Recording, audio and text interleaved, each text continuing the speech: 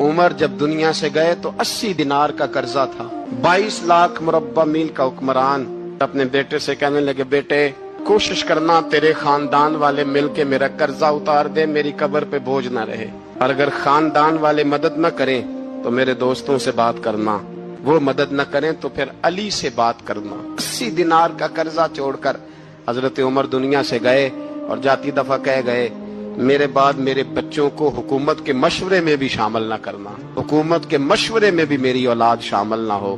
اتنا بڑا شخص اتنا بڑا رنگ دے کے یکم محرم کو جب عمر فاروق کا وصال ہوا تو بیٹے سے کہنے لگے اما عائشہ سے جا کے کہو میرا بھی نبی پاک کے روزے میں دفن ہونے کو دل کرتا ہے.